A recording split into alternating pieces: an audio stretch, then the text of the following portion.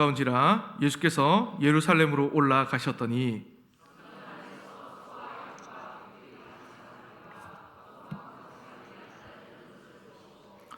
노끈으로 채찍을 만드사 양이나 소를 다 성전에서 내쫓으시고 돈 바꾸는 사람들의 돈을 쏟으시며 상을 엎으시고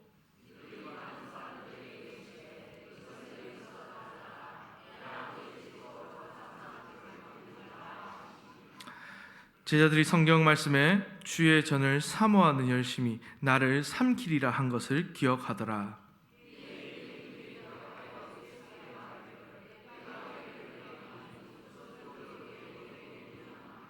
예수께서 대답하여 이르시되 너희가 이 성전을 헐라 내가 사흘 동안에 일으키리라.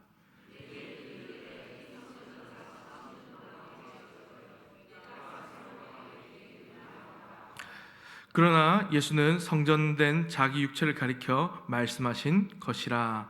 죽은 자 가운데서 살아나신 후에야 제자들이 이 말씀하신 것을 기억하고 성경과 예수께서 하신 말씀을 믿었더라. 아멘. 여러분들 오늘은요 예수님의 열정, 열심에 대해서 한번 좀 말씀을 나눌까 합니다. 여러분들 혹시 누구와 닮았다는 이야기를 좀 많이 들으십니까? 혹시 자신이 누구 연예인이나 누구 닮았다 혹시 이런 얘기 들으십니까? 하여튼 이런 것들에 대해서 듣는 것들이 다 있으실 건데, 우리가 누군가와 닮았다는 말을 들으면요 스스로 또 인정하는 경우가 있습니다. 어떤 사람은 나랑 비슷하고 정말 그래서 그렇다라고 생각할 때도 있지만, 때로는요 부정을 하면서 정말 이 사람 나랑 닮지 않아서라고 주장하기도 합니다. 그 말은요 누군가와 이제 닮았으면 하는 대상이 있는가 하면 반면 그렇지 않은 대상도 있다는 것입니다. 그래서 여러분들은 누구를 닮고 싶으십니까? 당연히 이제 우리 그리스도인들은 누구나 예수님을 닮기 원하고요, 또 그분을 닮기 위해서 노력을 합니다. 그렇게 참 열심히 노력하고 계십니다. 또 그래서 우리 예수님은요 우리의 삶의 기준이 되시고, 또 하나님께서 원하시는 사람이 어떤 모습인지를 보여주시기 때문에 우리는 예수님의 그 닮는 것을 목표로 해서 살아갑니다. 또한 우리의 평생 삶 가운데 성령님께서 우리와 함께 하심으로 우리를 계속해서 성화시켜 나가시고 또 예수님을 닮도록 빚어 가십니다. 그렇다면 오늘 예수님을 닮은 모습은 무엇일까요? 예수님을 닮는다는 것은 어떤 것일까요? 이것은 단순히 외적인 것을 닮는 것을 말하는 것이 아닙니다. 그래서 오늘은 이 시간은요, 오늘 보통은 우리가 잘 생각하지 않는 예수님의 좀 특징적인 모습을 잠깐 여기서 한번 살펴볼까 합니다. 그 모습 중에서 오늘 열정을 한번 살펴보려고 합니다. 그래서 우리가 어떻게 그 모습을 한번 닮을 수 있는지를 함께 생각해 보겠습니다. 그래서 오늘 본문입니다. 오늘 본문에서 보면요, 이 예수님께서 유월절을 맞이해서 성전이 있는 예루살렘으로 올라가셨습니다. 우리 잘 아는 성전 청결 사건 이제 말씀인데 이제 처음 시작입니다. 그래서 율법에 의하면 이제 유대인들은 세절기 때에 예루살렘 성전에 가야 됐습니다. 그래서 이 세절기가 유월절, 오순절, 수장절, 또 이런 절기들이 다 있는데, 이제 이 세절기에 맞으면요 전국에 흩어져 있던 이제 모든 유대인들이 예루살렘 성전으로 와서 이 명절을 경축해야만 했습니다. 특별히 유월절은 어떤 날입니까?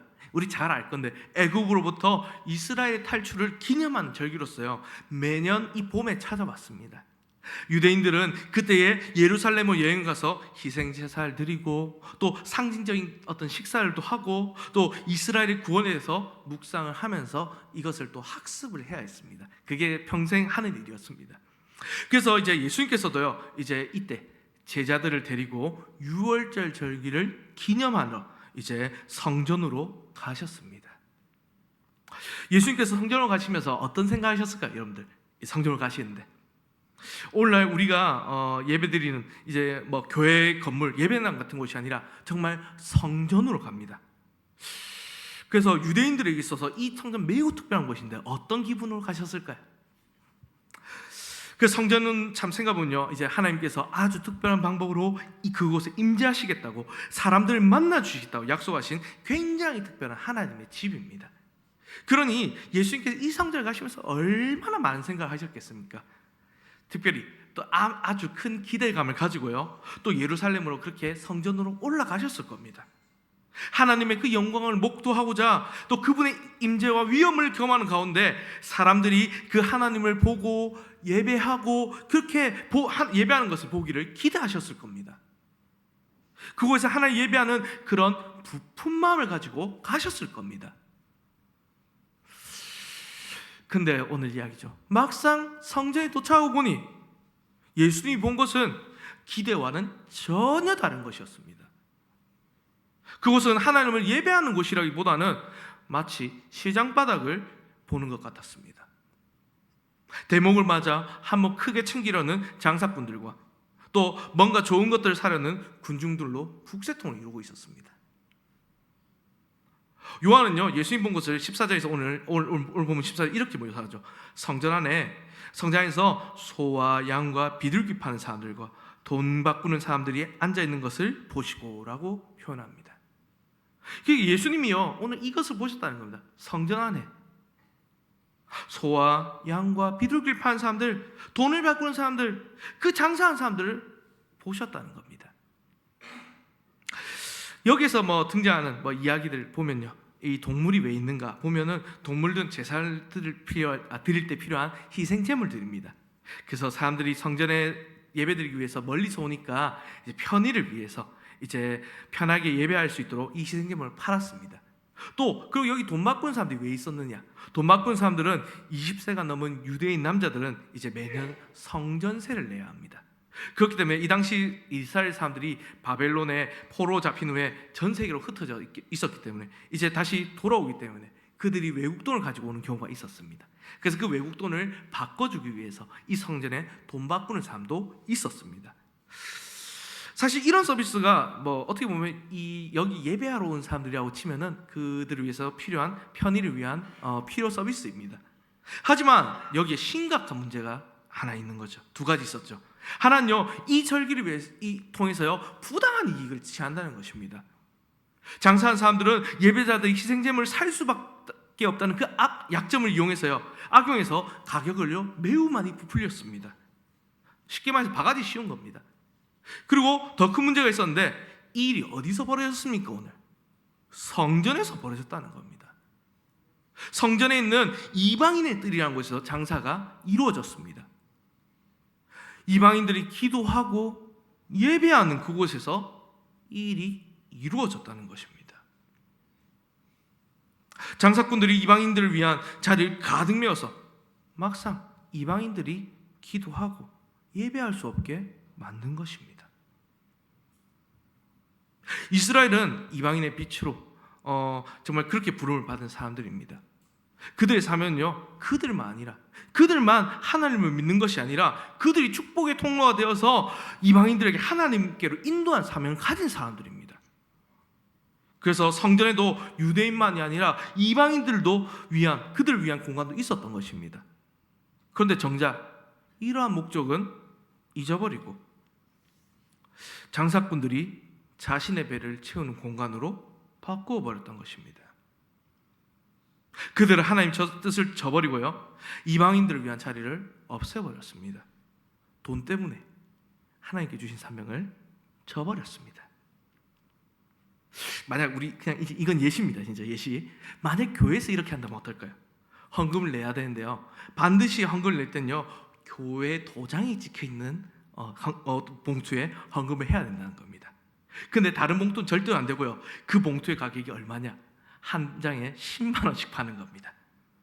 누구도 예의 없으니까 모두 10만 원씩 내고 이 봉투 사서 여기에 헌금을 해서 넣어야 된다는 겁니다. 만약에 여러분들 교회가 이렇게 한다면 여러분들 어떻게 하시겠습니까? 이런 말도 안 되는 어이없는 교회가 다 있나 이러면서 당장에 다른 교회 갈지도 모르겠습니다. 그런데요, 만약에 이제 이 당시 사람도 다시 돌아오면요, 만약에 여러분이 하나님을 예배할 수 있는 곳이 딱 한 곳 여기뿐이라면 어떻게 해야 될까요? 어쩔 수 없이 정말 하나님을 사랑하고 하고 싶은데 드릴 수 있는 장소가 여기밖에 없기 때문에 어쩔 수 없이 부당하고 말이 안 되더라도 그렇게 할 것입니다. 봉투를 구입해서 헌금할 수밖에 없을 것입니다. 근데요, 다시 돌아서 오늘 예수님께서 이 모습을 보았을 때, 직접 눈으로 이 모습을 보았을 때 예수님 마음은 어떠셨겠습니까?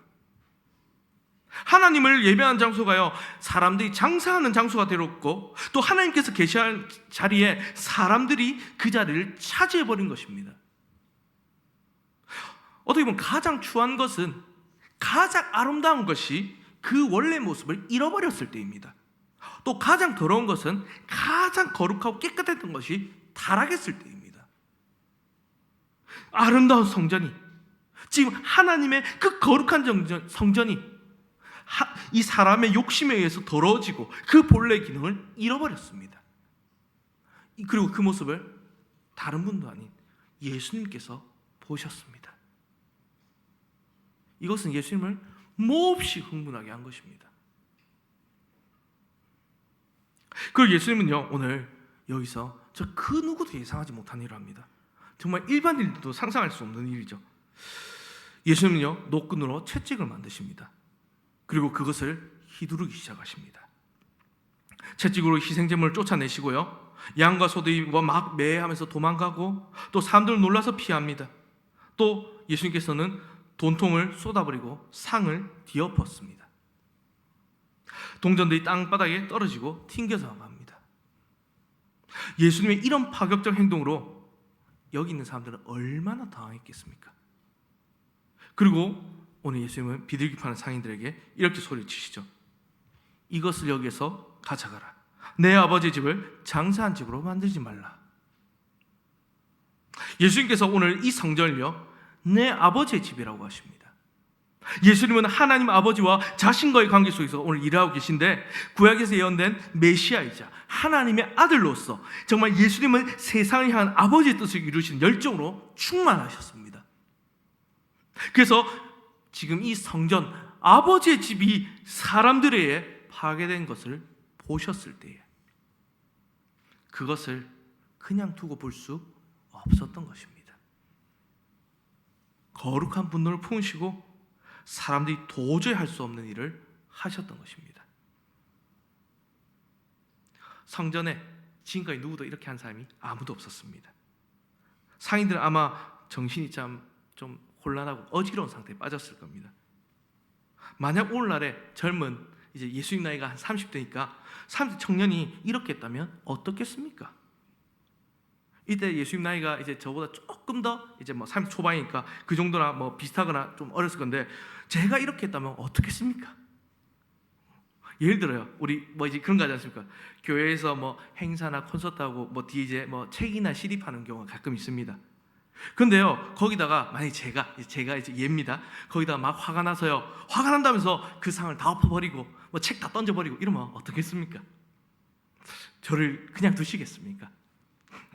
그 후에는 아마 저를 다시는 볼 수도 없을지 모르겠습니다. 네. 근데요, 오늘 예수님의 행동이 그런 거예요. 지금 여기서 예수님이 지금 이러한 행동을 했다는 겁니다.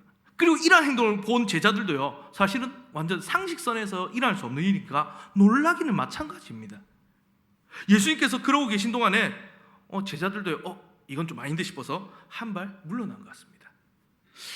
그런데 그들 마음속에 오늘 말씀이죠, 구약 시편에 기록된 한 말씀이 기억났습니다. 그것은 메시아에 대한 예언 말씀이었습니다. 17절 보면 오늘 이렇게 있죠. 주의 전을 사모하는 열심이 나를 삼키리라. 복음서를 보면요, 구약 성경이 예수님의 행동을 설명해 주는 것을 볼 수 있습니다. 이것은 옛적부터 약속된 하나님의 그 뜻을 성취해 가시는 예수님의 모습을 그려줍니다. 다시 말해서 예수님의 삶은 하나님의 목적을 이루시기 위해서 온전히 드려졌다는 겁니다. 그래서요, 다시 말씀 보면, 그래서 오늘 제자들은요, 이 모습을 보면서 생각을 했을 겁니다. 우리가 이런 열정을 본 게 언제일까? 하나님께 드려진 예배의 순수성을 지키기 위해서 제사장들에게 용감하게 일어난 모습을 본 적이 언제였던가? 하나님의 마음으로 정말 눈앞에 행해진 불의에 대해서 분노한 지도자의 모습을 우리가 살아서 본 적이 있는가? 그런 모습을 언제 보았던가? 그들은요, 지금 자신들이 따르고 있는 예수님에게서 그 열정을 본 것입니다. 오늘 본문은요, 그래서 예수님이 얼마나 열정적인 분인가를 계속해서 극적으로 묘사해 줍니다. 예수님은 우리가 흔히 생각하는 그냥저냥 사람 좋은 분은 아닙니다. 이렇게 말하니까 좀 그럴 수도 있지만, 이래도 좋고 저래 좋고 이유 없이 허우기만 하는 그런 분이 아니라는 겁니다. 물론 그렇다고 해서 예수님께서 아무렇게나 감정대로 자기 감정을 다스리지 못하고 막 폭발하는 그런 분은 더더욱 아닙니다. 오늘 말씀 보고 그렇게 생각하면 안 됩니다. 예수님은요, 스스로를 나는 마음이 온유하고 겸손하다라고 말씀하셨습니다. 그분은 그래서요, 온유하고 겸손할 뿐만 아니라 동시에 또한 열정으로 충만하신 분이었습니다. 하나님과 하나님 일에 대해서 정말 열정적인 마음을 가지고 계셨습니다. 하나님을 향한 뜨거운 열심으로 살았고요. 그래서 하나님을 위해서라면 자신의 모든 것을 다하신 분이십니다. 사실 오늘 이 사건, 그래서요, 다시 보면요, 이 개인적으로 인간적으로 볼 때는요, 예수님한테 굉장히 위험한 사건입니다. 이것은 단순히 장사한 사람들에 대한 문제가 아니고요, 그 당시 성전을 장악하고 있었던, 통치하고 있었던 실권자들인 사두개인들과 대사장들에 대한 도전입니다. 이제 30살이 조금 넘은 한 젊은 사람이, 랍비가, 아무런 정치적인 힘도 없는 이 사람이요, 그 거대한 권력에 지금 맞선 겁니다. 아주 위험한 행동이었지만 예수님은 하나님의 영광을 위해서 그 위험을 무릅쓴 것입니다. 어떻게 보면 이 요한복음 2장 4장 이야기가 참 중요하면서 나다나엘 이야기 나오고요, 우리 지금 나다나엘 작자하고 하고 있는데 또 예수님의 첫 기적 이런 여러 가지 나오는데 중간에 지금 이 사건이 끼어 있습니다. 성전 청결 사건이 왜 있을까 싶기도 한데요. 그래서 예수님의 명성이 어떻게 보면 흠이 갈 수도 있는 이야기입니다. 이 일을 두고요, 또 나중에 뒤에가 사람들이 수군수군거리지 않겠습니까? 사람들은 또 어떻게 보면 어떤 사람들은 이 장사치 이런 것 때문에 마음에 상처를 입고 돌아서지 않겠습니까? 하지만 예수님은요, 그러한 이미지 관리를 하지 않으셨습니다. 예수님께서는 사람들의 시선이나 평가가 중요하지 않았습니다. 예수님은 하나님께서 정말 하나님께 그 마음이 완전히 사로잡힌 바 되어서 이제는 더 중요한 것, 하나님을 바라보고 하나님 위해 일어나신 것입니다. 오늘 여기 성전, 하나님의 집이 시장처럼 장사한 집이 되고 이방인들을 위한 하나님의 뜻이 좌절되는 것을 보고 그냥 가만히 있을 수 없으셨습니다. 하나님이 하나님 되시며 성전이 성전되며 예배가 예배되며 이것이 예배되는 것, 이것이 예수님 평생의 열정이셨기 때문에 오늘 예수님은요, 참 이런 경우 없지만 채찍을 드셨다는 겁니다. 돌아서 이제 우리의 상황을 봅시다. 우리가 정말 더 예수님 닮은 그리스도인이 되기 원한다면 오늘 우리는요, 이런 예수님의 열정을 본받아야 합니다. 하나님과 하나님의 그 교회와 사명에 대해서 열정을 가져야 한다는 말씀입니다. 하나님 향한 우리의 열정은 어떻습니까? 괜찮으십니까? 나의 열정을 만약에 온도 교체 본다면 몇 도가 나올 것 같습니까? 지금의 열정으로 현재의 모습으로 만족할 수 있습니까? 만약에 우리가요, 하나님에 대해서 저 예수님과 같은 열정을 가진다면요, 우리가 그냥 아무 생각 없이 예배장에 앉아 있거나 그냥 예배를 구경하거나 하나님 말씀을 한 귀로 듣고 한 귀로 보내지는 않을 겁니다. 주일에 교회 와서 하나님의 말씀을 들으며 하나님을 예배하는 것이 참 이런 마음에 좀 불경스러우시지만 숙제하는 것이 아니라 우리의 삶을 정말 변화시키고 주님을 더 닮도록 하는 능력이 될 것입니다. 그래서 우리가 정말 참으로 후회 없는 삶을 살려면요, 오늘 우리는요, 하나님께 정말 쓰임받기를 원한다면 오늘 이 열정을 회복해야 한다는 것입니다. 특별히 하나님에 대해서 또 하나님께서 소중히 여기신 것들에 대해서 우리는 반드시 열정을 가져야 하는 것입니다. 이 열정은요, 우리의 정말 신앙생활을 위해서 필수적인 것입니다. 그래서 한 가지 예시를 들면 혹시 18세기에 유명한 크게 하나님께 쓰임 받았던 사람 중에 조지 휘필드라는 분이 있습니다. 위대한 설교가로 유명하신 분인데요. 그래서 이분이 20대부터 시작해서 죽을 때까지 56세 죽기 직전까지 설교를 하신 그런 위대한 설교자입니다.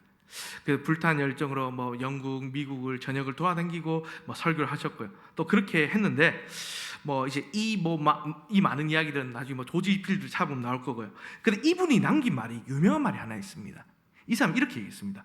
썩어서 죽기보다 달라서 사라지고 싶다라고 얘기했습니다. 이 말이 무슨 말입니까? 이것이 정말 예수님을 향한, 하나님을 향한 그 예수님의 열정을 가진 사람이 할 수 있는 말입니다. 이것이 열정 충만한 예수님을 닮은 사람의 모습인 것입니다. 사실 18세기 설교자인 조지 필드 이 사람만 하나님의 그 사명에 대해서 열정을 가지고 쓰임받은 사람만이 아닙니다. 성경에 기록된 많은 선진, 우리 조상들도 있고 또 책으로 접할 수 있는 많은 위인들도 있고 또 우리 주변에 정말 믿음으로 열심히 열정으로 뜨겁게 섬기고 계신 분들 많이 있습니다. 교회 안에서 또 각자의 위치에서 또 열심으로 수고하시는 분들도 계십니다. 계속해서 그런 분들이 많아지고 또 더 뜨거워지기를 바라고 원합니다. 근데 혹시 이 가운데, 우리 가운데 나는 그런 열정이 가지고 싶은데 어떻게 해야 되는지 모르겠다, 이런 생각하는 분도 있을 수도 있습니다. 그런 분을 위해서 오늘 얘기를 하는 거죠.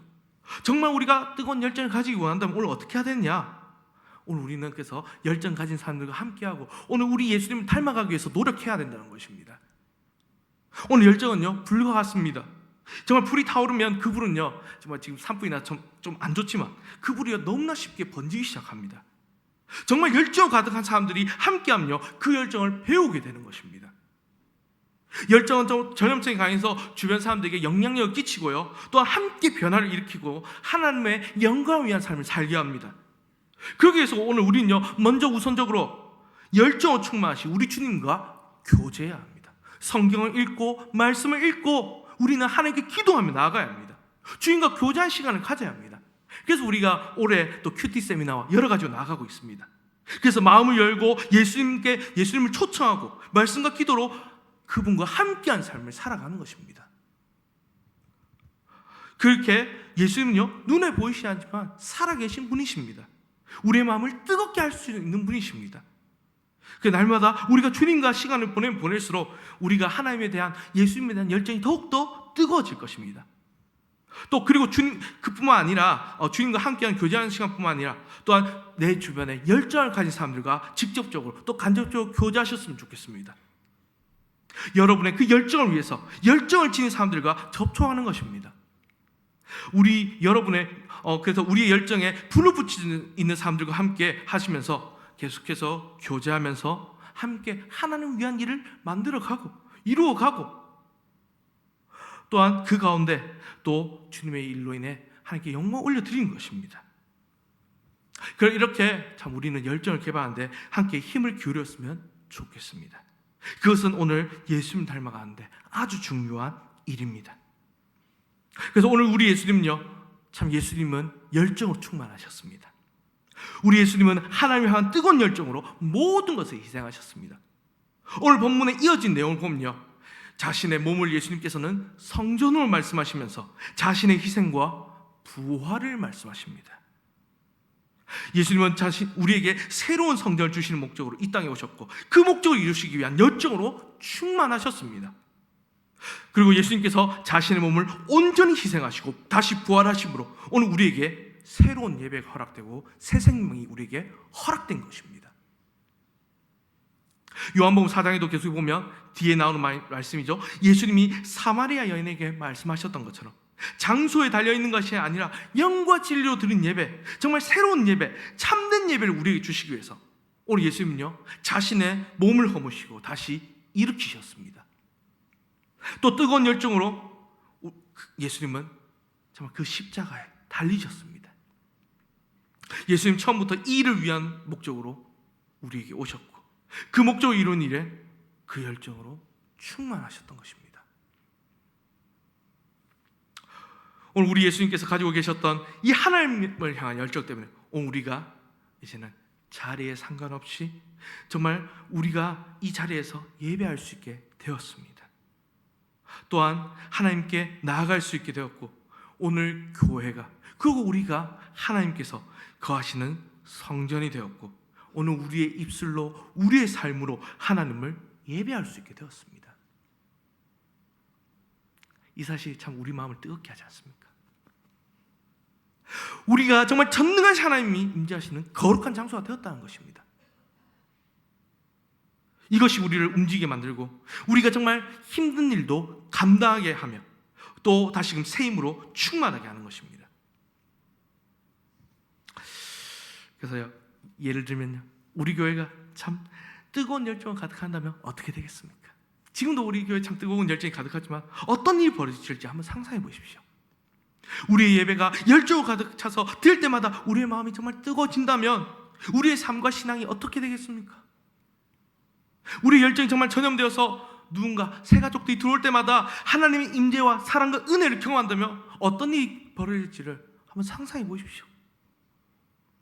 열정과 생명력으로 충만한, 그래서 이곳에 하나님이 계신다, 자, 이곳에서 정말 하나님이 계시고 세상과 다른 곳이다, 이곳에 뭔가 열기가 있다, 이것을 느끼게 해준다면 그 새신자들, 새가족들이 어떤 마음을 가지고 오겠습니까?